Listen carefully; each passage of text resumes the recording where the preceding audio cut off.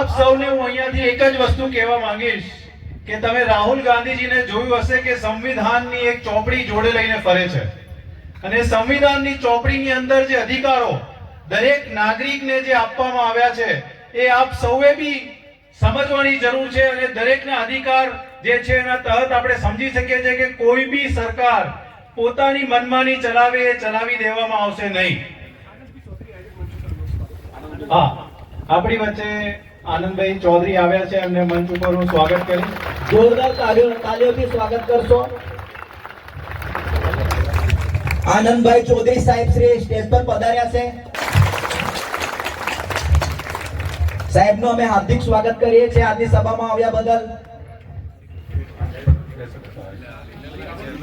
સમિતિના જે લોકો છે એ જે માર્ગદર્શન આપે અને જે સંવિધાનના ભાગ રૂપે જે કોઈ બી આપણા અધિકાર છે, હક છે, એ પ્રમાણે જો આપણે કાર્ય કરીશું તો મને અહીંયા વિશ્વાસ છે કે અહીંયા આપણા પોલીસના મિત્રો જે ઊભા છે એ આપણને એક હાથ બી નહીં લગાડી શકે.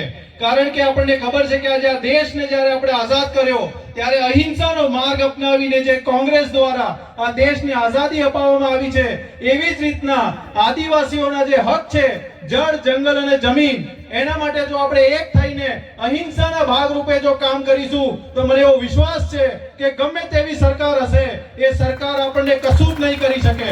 એટલે અહીંયા બેઠેલા તમામ લોકોને એક જ વિનંતી છે કે જ્યારે બી તમને કોઈ બોલાવે છે, સંઘર્ષ સમિતિ બોલાવે છે, અહીંયા બેઠેલા જે આગેવાનો બોલાવે છે, એક અવાજે સૌ ભેગા થઈને અહીંયા રસ્તા પર બેસી જઈશું ને તો અહીંયાથી આવતી ગાડીઓ પણ કોઈ લઈ જઈ નહીં શકે.